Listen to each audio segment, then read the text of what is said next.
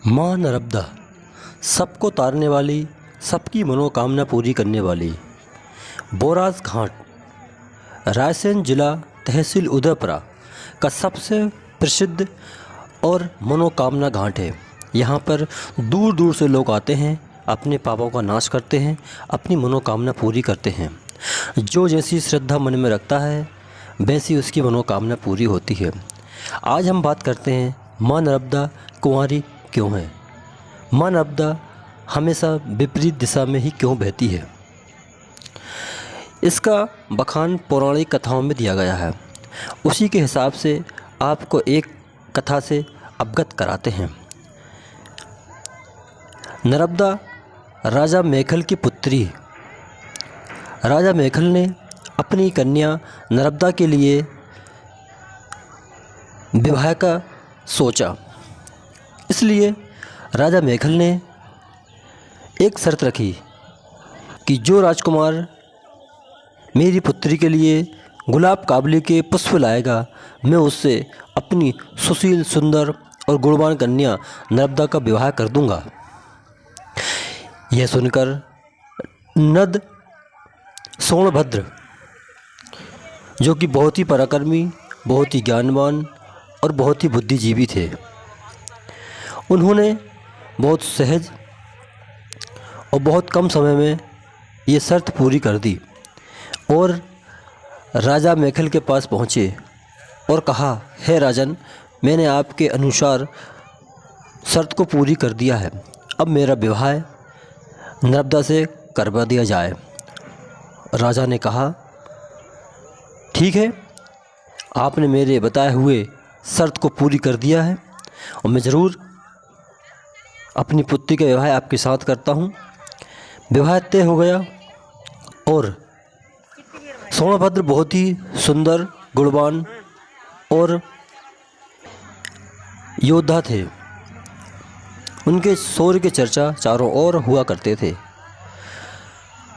विवाह होने में कुछ ही दिन शेष थे।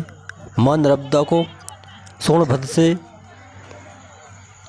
मिलने का ख्याल आया। नर्मदा ने अपनी दासी जोहिला को प्रेम पत्र देकर कहा, जाकर राजा सोनभद्र से को ये देकर आओ और उनका जवाब लेकर आओ। जोहिला नर्मदा की कुछ वस्त्र और जेवर पहनकर वहाँ से गई। जब वह जोहिला सोनभद्र के सामने पहुँची तो सोनभद्र को ये लगा कि यही नर्मदा है और सोनभद्र जोहिला पर मोहित हो गया। जोहिला सोनभद्र का ठुकरा न सकी और वह भी मोहित हो गई।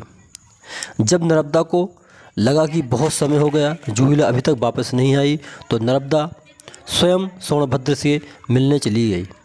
वहाँ देखती है कि जोहिला और सोनभद्र दोनों एक दूसरे से प्रेम प्रसंग की बातें कर रहे हैं। यह देख नर्मदा आग बबूला हो गई और बहुत दुखित हुई। उसी समय नर्मदा ने विवाह न करने का निर्णय ले लिया और वह उसी समय उल्टे पांव वहाँ से लौट गई।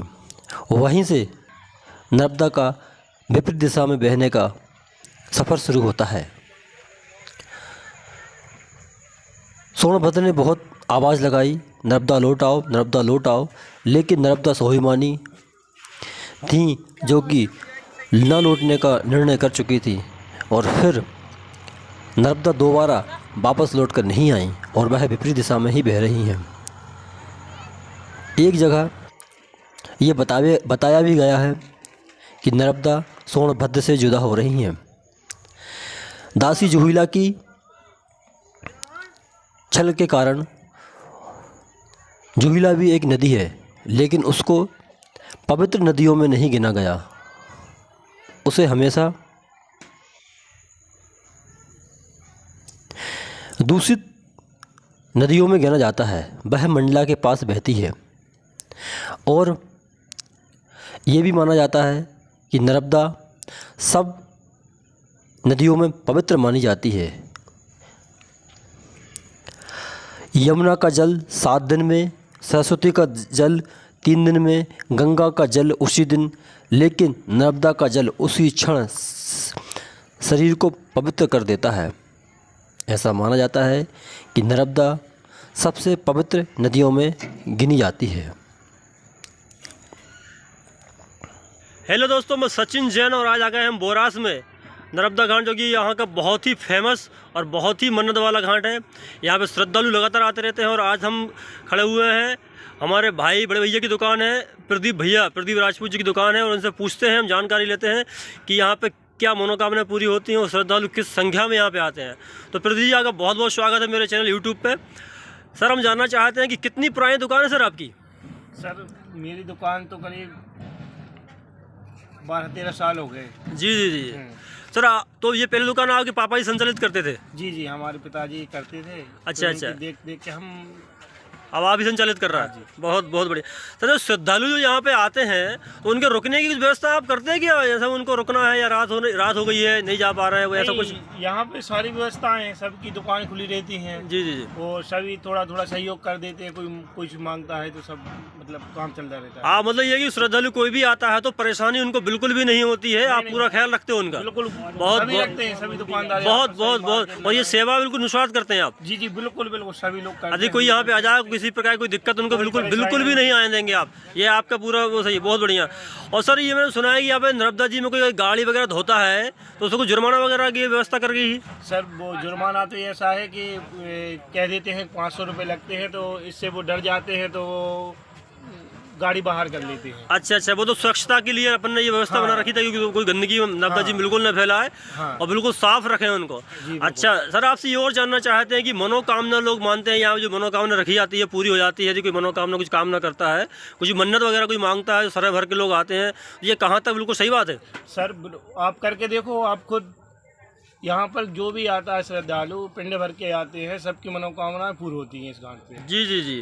और बहुत दूर से लोग आते हैं, 200 किलोमीटर से पिंड भरते हुए आते हैं। हाँ, ये हमने भी जानकारी मिली, हम लोगों ने बताया यहाँ पर कि जो भी यहाँ पे मनोकामना मांगी जाती है, जो मन्नत मांगी जाती है, पूरी होती है पूर्णतः। नर्मदा मैया सबकी ख्याल रखती है? बिल्कुल, पूरा बिल्कुल। अच्छा। और सर, कभी ये देखा जाता है कि यहाँ पूरा जाता है, आपकी दुकान लगी रहती है और सूचना आपकी मिल जाती है, नहीं मिलती कुछ? सर, सूचना तो खैर नहीं मिलती, पर हम समझ जाते हैं कि धीरे जल स्तर बढ़ता रहता है। जी, आपका अनुभव काम करता है अब? जी बिल्कुल, अनुभव काम करता है। अच्छा। हाँ, मैया जी से दूर दुकान लगा लेते हैं। जी बिल्कुल। मैया जी उतर जाते हैं, थोड़े पास में कर लेते हैं छोटी दुकान। वो सब कृपा करती हैं आपके ऊपर, पूरी माता रानी की पूरी कृपा रहती है? बहुत बड़ी कृपा है उनकी। अच्छा। तो कितने आपके स्टाफ में कितने लोग रहते हैं दुकान पे? दुकान में सर 5-6 लोग रहते हैं। अच्छा। सारी व्यवस्था चल रही है यहाँ पे? बोलो, नारियल वगैरह, प्रसाद वगैरह और सब सब सुविधाएं, सब सामान, चुन्नी वगैरह सब रखते हैं आप? सब बिल्कुल, सब। अच्छा। पीने का सामान जी सभी।